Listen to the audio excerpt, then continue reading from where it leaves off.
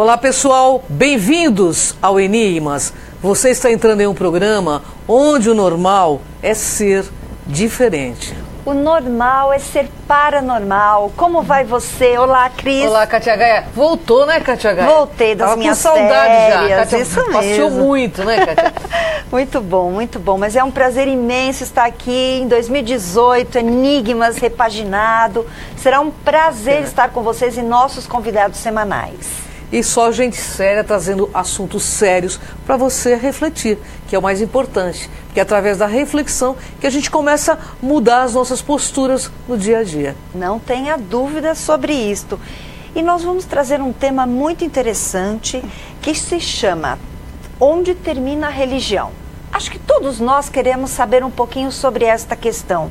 E a nossa convidada, ela falará sobre religião, crença, fé, medo e culpa, princípio da descrença, projeção consciente, paradigma consciencial, paradigma ligado a tudo isto e principalmente através da autopesquisa e muito mais. Então, sem mais demora, Cris, quem nós Estamos aqui com uma pessoa que representa o Instituto Internacional de Projeciologia e Conscienciologia, Neuza Caldas. Olá a todos. Gratidão pela presença, Neuza. Obrigada a vocês pela oportunidade, pelo espaço, para a gente falar um pouquinho aí do que a gente hoje pesquisa sobre religião. Muito bem. Neuza, ela é professora e também voluntária do Instituto IIPC. É tenepsista também, né? Isso mesmo. Há 12 anos. Nossa, há 12 anos. Está junto lá, trabalhando, tudo de forma voluntária, né, Neuza? Isso. Muito bom. Neuza, mas a gente não vai perder tempo não, porque tem muitas perguntas e nós queremos que você esclareça o nosso público, que afinal de contas são 4,5 milhões na nossa página querendo saber. Onde Vamos termina lá. a religião? Neuza, por que os grupos religiosos e místicos se denominam universalistas? As religiões se denominam universalistas, na realidade elas não o são, né? Quando você tem um grupo fechado, onde você profetiza determinada tradição, cultura, você acaba não sendo universalista, né? Porque o universal é o todo. O que é universalismo? É onde estão as leis básicas do universo, em que engloba tanto todos nós como o cosmos, né? Então, se você pensar em sentido amplo, a religião não é universalista. É uma caixinha quadradinha, né? É isso. Cada um querendo mostrar o seu, né? Como um time de futebol, cada um quando defende. Um grupo pequeno ou grande, ou, sei lá, de 2 pessoas tenta convencer o resto, aí a gente já não é universalista. Sem dúvida. É verdade. O universalismo parte do respeito ao direito do outro de pensar de forma diferente. E até porque todo tipo de manipulação também é negativo, né? Exatamente. E por que as religiões são sectárias? Então, a gente estava falando dessa questão de grupos, né? Então, sectário o que é? Cortar, trazer um pedaço. Então, se eu trago para um pedaço e falo que esse pedaço é o certo, né? E acho que o outro pedaço é o errado, que a outra pessoa que pensa de forma diferente da minha não profetiza o que eu penso, eu não estou sendo universalista. Sim. Então, eu estou privilegiando somente o meu grupo. Então, se aqueles que não fazem parte do meu grupo, eu segrego. É o que a gente vê aí, até pela história da humanidade, né? Então, grupos que pensam diferente, é católico, judeu, isso e aquilo. Então, são grupos determinados que profetizam uma questão, né, na realidade, e não aceitam o que o outro pensa de forma diferente. E não unem. E por conta disso fazem guerras, etc. Exatamente. E essa questão do universalismo, se você pensar, elas se autodenominam universalistas, mas elas são abertas para novos membros e não para unificar os outros, né? Para a gente fazer um todos juntos, né? Não para dividir conhecimentos, é aquele conhecimento único, né? Como se fosse verdade absoluta, né? Como antigamente existiam as sociedades secretas, isso daí não é universal. Universal é você trazer o conhecimento, é esclarecer o outro, deixar o outro livre para ele pensar de forma diferente da sua, é o respeito ao outro. Perfeito. Maravilha. Neuza, o que seria o princípio da descrença?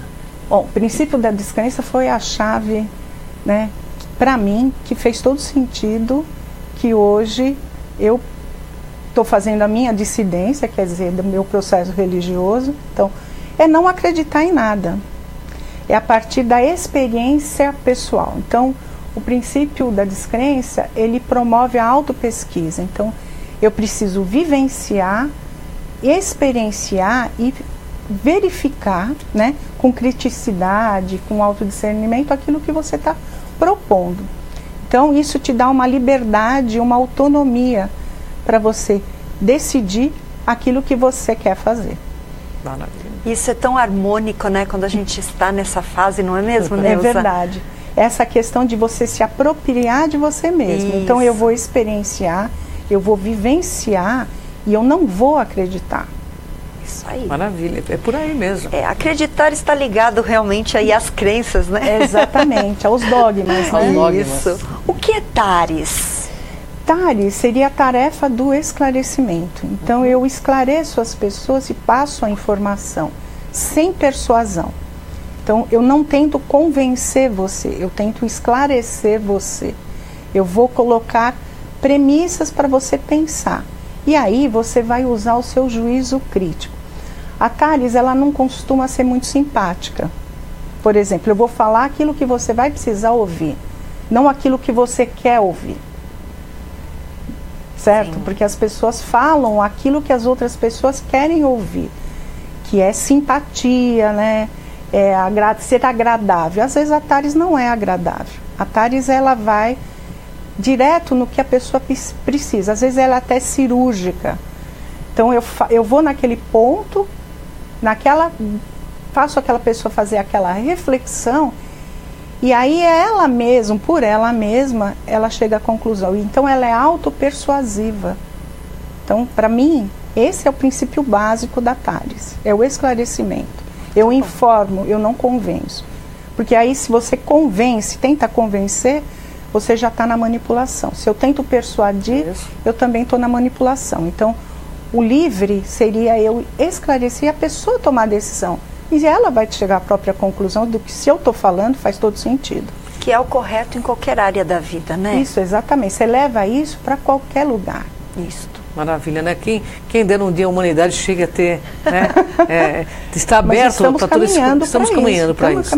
E o TACOM, Neuza, o que seria? O TACOM seria a tarefa da consolação, que é praticada muito hoje, a gente vê na maioria da sociedade, né? Que são as tarefas de consolação, que seria o afago, o conforto, a palavra doce, simpática, seria muita coisa, assim, essas obras sociais que vão na superfície somente do que a pessoa precisa. Você não vai na ideia da pessoa, você não vai no raciocínio da pessoa, você não ajuda a pessoa a sair daquela condição.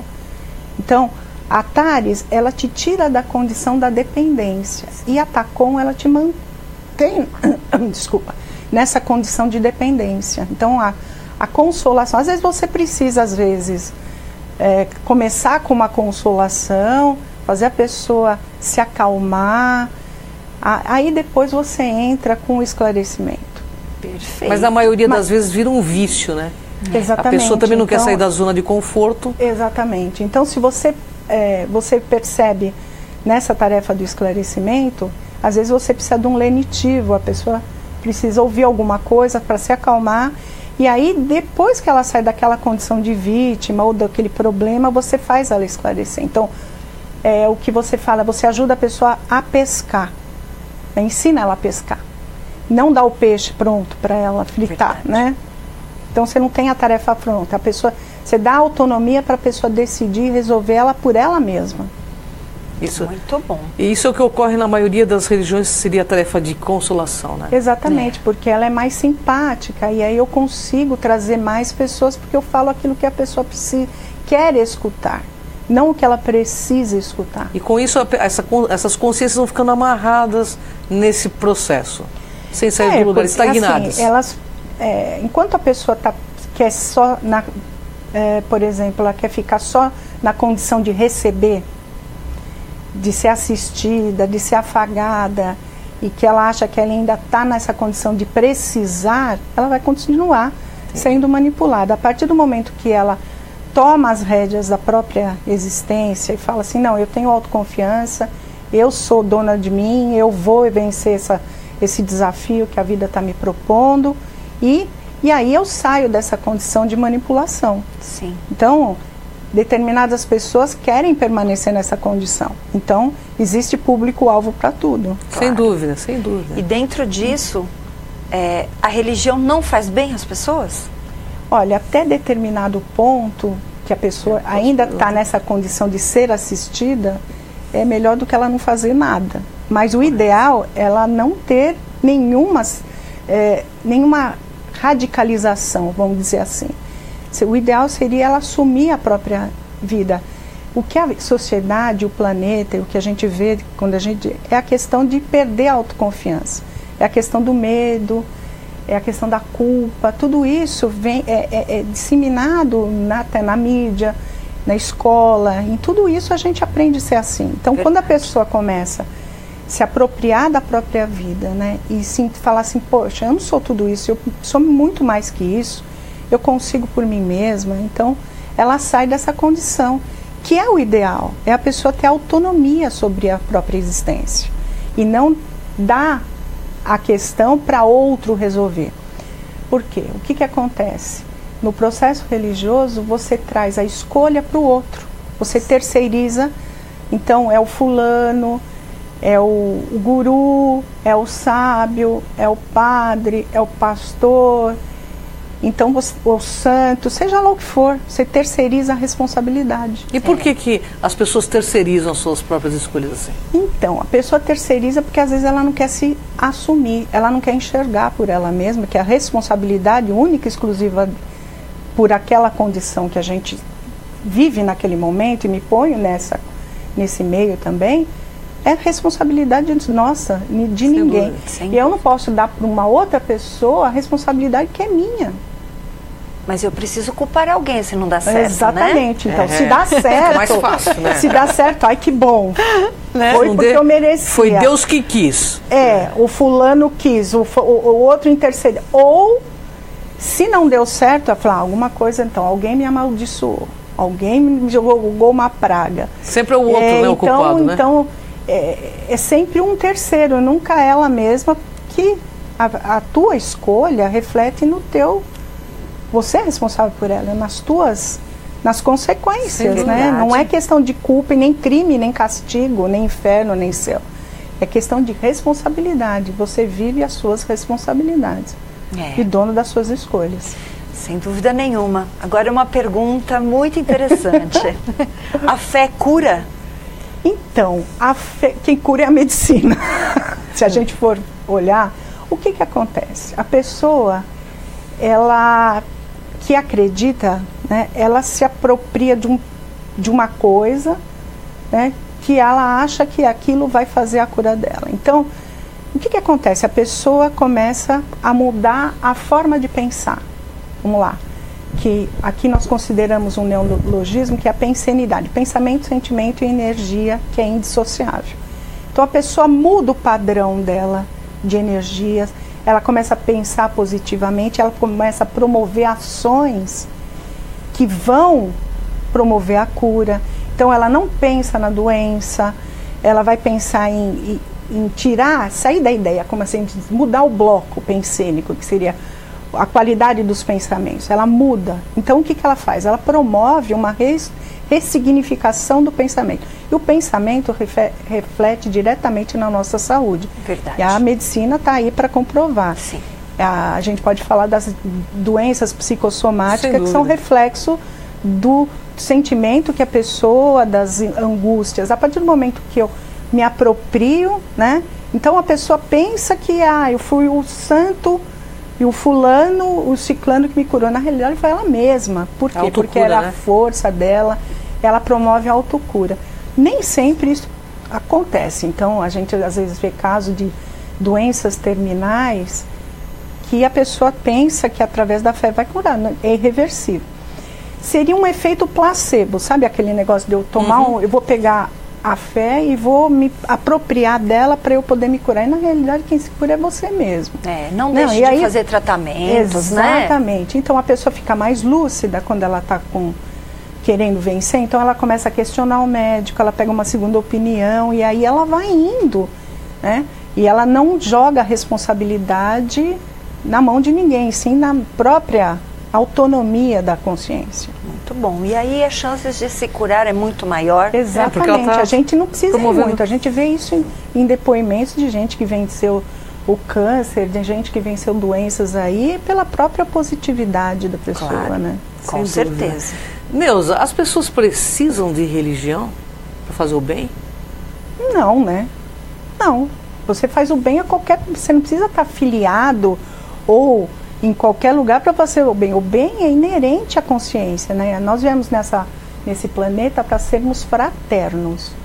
Essa é a palavra. Então, é o desenvolvimento da fraternidade. A partir do momento que eu me preocupo no que pode acontecer para o outro, que eu faço as coisas não tentando prejudicar o outro, o que eu quero para mim é o melhor e seja o melhor para o outro, eu estou fazendo o bem de qualquer forma. Então eu não preciso de religião. Isso é um princípio ético, eu diria um princípio cosmoética, que é a ética cósmica além da moral humana. Então, se eu tenho essa premissa de não prejudicar alguém, eu não preciso de religião para fazer o bem. Sem dúvida. Então eu não preciso ir ali e aqui. Eu faço o bem 24 horas por dia. O bem não é só num local. Eu faço o bem no trabalho, eu faço o bem na escola, eu faço o bem no trânsito. Você vai ser o seu máximo melhor possível a todo momento, né? O tempo todo, o tempo todo. A gente não precisa se esconder numa religião ou falar que tem uma religião para a prática do bem. Eu e Cris já vivenciamos situações de pessoas que eram... pessoas ali da alta hierarquia de alguns locais e não professavam o que falavam perante muita incoerência. As pessoas. Muita incoerência. Exatamente. Os religiosos são muito incoerentes, a maioria. Não vamos dizer que são todos, porque toda regra deve ter sua exceção. A gente tem todo tipo de pessoas, né? Então a gente vê o seguinte: às vezes a pessoa vai para um determinado local, vai lá, distribui sopa, faz um monte de coisa, chega em casa, chuta o cachorro, briga com o vizinho, faz cara feia para todo mundo. Engana o amigo, né? Engana o amigo, né? É uma pessoa antiética no trabalho, aceita qualquer tipo de cliente. Sim. Então aí, assim, o bem está em todas as... Olha, uma coisa de exemplo de bem, de ser bom, é não falar mal do outro. Eu acho isso uma grande virtude, viu? Verdade. Você não falar mal de ninguém. Aí você já começa a fazer o bem, nem pensar mal do outro. Isso é muito importante, muito legal. Você não conseguir pensar mal das pessoas, né? Essa é uma premissa muito importante. Melhoraria demais. Se você para de começar a não pensar mal do outro, não falar mal do outro, já começa por aí, você já está fazendo um bem enorme para todo mundo. Sem dúvida. Não comentar. Você vai ter pensamentos de certos comentários. Com mais higiene cênica, né? Você se apropria, você tem uma força presencial que a ética, a cosmoética te dá uma força que é como se fosse um escudo. Eu me aproprio, eu tento ser o mais cosmoético possível em relação a tudo, e eu vou adquirindo mais força naquilo que eu faço. Sim. Sem dúvida. Prática diária. Exatamente. São coisas simples, né? Sim, exatamente. O dia a dia, você vê uma coisa, só fazer, não pensar mal do outro, você já está sendo muito bom. Neuza, eu vou fazer uma pergunta para você, mas tem uma santa aguinha aí do seu lado. Toma. É o ar-condicionado. Não ter religião torna as pessoas insensíveis aos problemas da humanidade? Então, a gente acabou de falar isso, né? Então, não ter... A gente, assim, eu escutei uma reportagem outro dia de falar assim, como? A pessoa não vai acreditar nada? Como é que ela vai ser?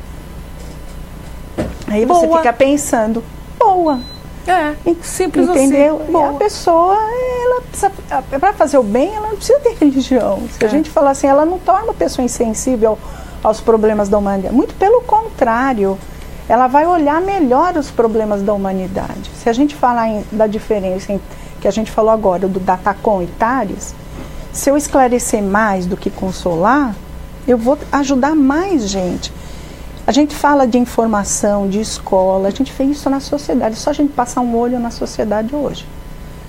Se você informa, se você educa, se você faz a pessoa sair daquela condição de dependência, você está ajudando muita gente. Você age mais, sem dúvida. Vamos falar de karma, mais polikarmicamente. Então você ajuda um maior número de pessoas possíveis.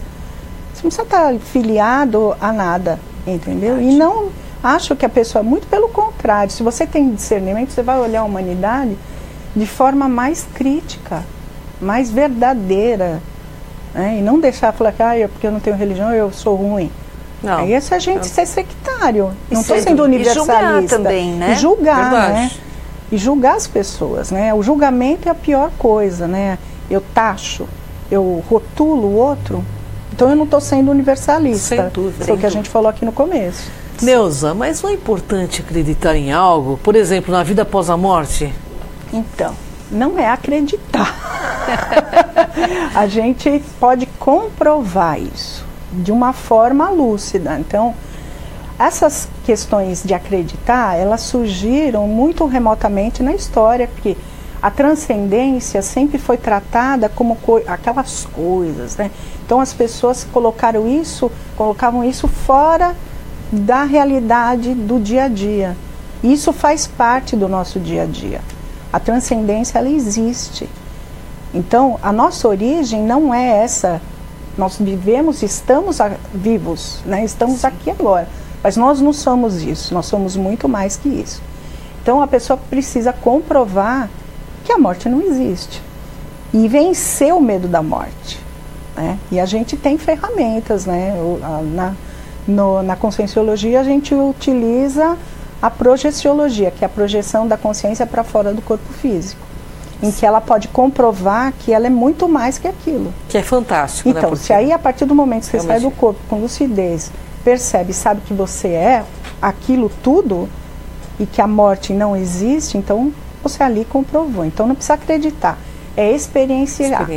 E a experiência é autopersuasiva. A pessoa tem experiência, nunca mais ela esquece. Eu que o diga, porque hoje eu não acredito mais em nada. Eu tenho certeza que a vida transcende a morte. Eu tenho certeza absoluta. Eu acho que todos nós aqui. Com certeza.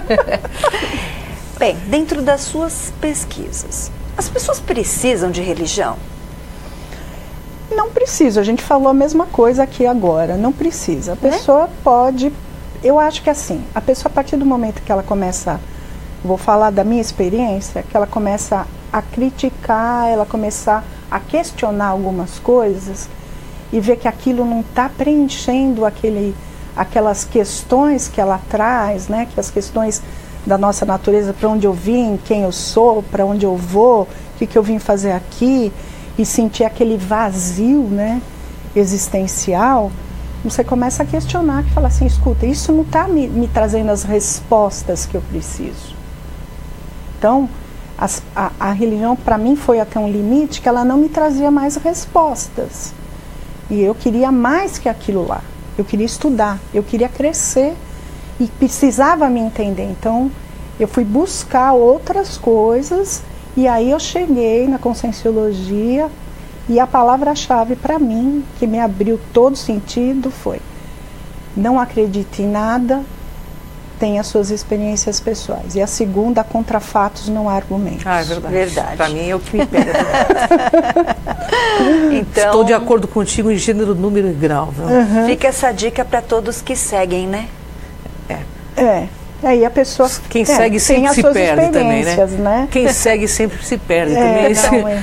A questão. A gente não precisa de seguidor, né? Então quem quer seguidores, né? Quem quer seguir é porque quer seguidores. Eu não quero seguidores. Não. Eu quero as pessoas do meu lado, ombro a ombro trabalhando comigo. Não quero nenhum seguidor. E todos crescem, né? Exatamente. Aí todo mundo cresce juntos. Muito bom. Mais uma pergunta. Qual o problema, no seu ponto de vista, da crença religiosa? É a manipulação da consciência, né? Então eu quero convencer o outro que aquilo que eu estou falando é uma verdade absoluta. Se você tem uma verdade que ela é absoluta, inverificável, quer dizer, você não pode comprovar e não pode questionar, então ali está perdido, né? Então, se eu não posso questionar, se eu não posso falar que eu não concordo, se eu não posso refutar, eu tenho que acreditar naquilo, pronto, e acabou, aí esse é o grande problema. E com isso eu tentar convencer a pessoa para quê? Para que ela continue na mesma condição de dependência comigo. Sim. Esse é o grande problema que as pessoas atravessam e que as pessoas ingenuamente, às vezes as pessoas tão ingênuas naquele processo, e às vezes não em nem maldade, são manipuladas e são levadas a pensar daquela forma. São verdades inverificáveis. Se a gente tentar pensar que as verdades podem ser mudadas, elas podem ser relativas e superadas por novas verdades, a gente vê isso ao longo da história. Claro, claro. Vamos falar que o planeta, todo mundo pensava que a Terra era chata. Que era plana, né? E que aí acabava o fim do mundo e a pessoa caía. Então, hoje a gente está vendo a evolução disso tudo. Então, o conhecimento, a ciência ainda é o melhor caminho, né? Para você superar essas dependências. Perfeito. Neuza, nós estamos nos momentos finais, eu vou passar os seus contatos antes de finalizar, né? Neuza Caldas, vocês podem fazer o contato com ela no Instituto, porque lá ela dá muitos cursos, não é mesmo? Em palestras? Sou palestrante, professora, que nós vamos ter uns cursos começando agora em fevereiro, eu vou dar um curso em junho, quem quiser participar, o curso Assistenciologia, acho que começa dia 24 de junho. Que é fantástico. Final de semana, que a gente vai tratar sobre essa questão da assistência. E quem quiser fazer o curso, entra em contato pelo site do IPC, no telefone, ou www.ipc.org.br, .org só, desculpe. Isso. E o telefone é 3287-9705, tá? Na Vila Mariana, Na né? Vila Mariana, Alameda Santos Geronte, Afonso Celso 587. Muito bom. Mas ainda dá para fazer as duas últimas perguntas para a gente fechar esse quadro, né? Eu acredito que uma mensagem para o nosso internauta para encerrar. Eu preciso saber, afinal de contas, onde termina a religião? A religião termina através quando a pessoa cai sai do auto-engano.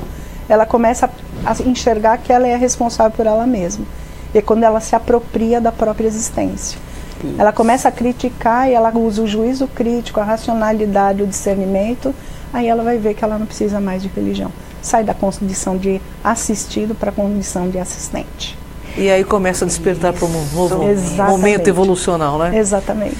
E eu quero uma mensagem para o nosso internauta que está mande uma mensagem aí para o nosso internauta, que é importante.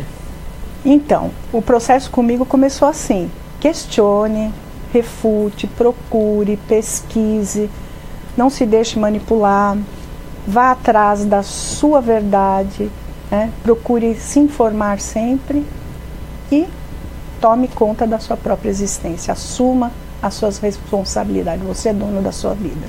E sabe por quê, Kátia? Porque o mundo aqui, pessoal, não é dos espertos.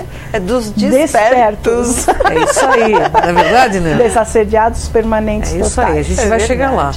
Neuza, gratidão. Obrigada a vocês. Uma honra enorme estar contigo. Volto Espero que você venha nos brindar com mais conhecimento. Muito obrigada também. Para a gente é muito importante esse compartilhamento de conhecimento, porque nós temos milhões de jovens que nos assistem. E acho que a partir desses conhecimentos a gente pode entrar em um novo tempo evolucional e mental. Nós temos palestras aos sábados, à tarde, sextas à noite. Quem quiser gratuitas, quem quiser comparecer, vai ouvir.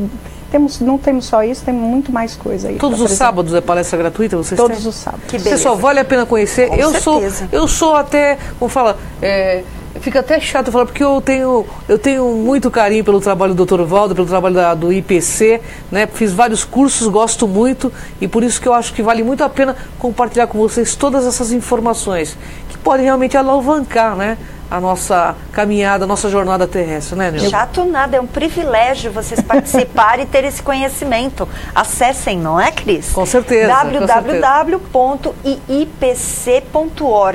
E para você que quer assistir este programa, você pode entrar aí no site da TV, também pelo nosso canal no YouTube, Cron TV.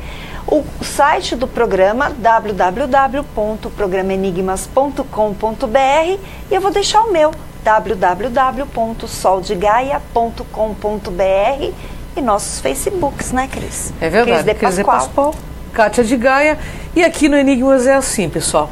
Você pode ser pequeno por opção ou grande por determinação.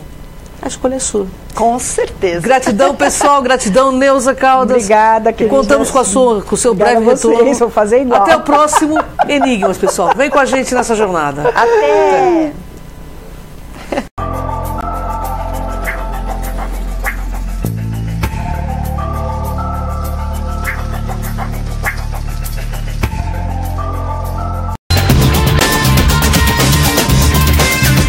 TV Grande ABC, de São Caetano para todo o planeta.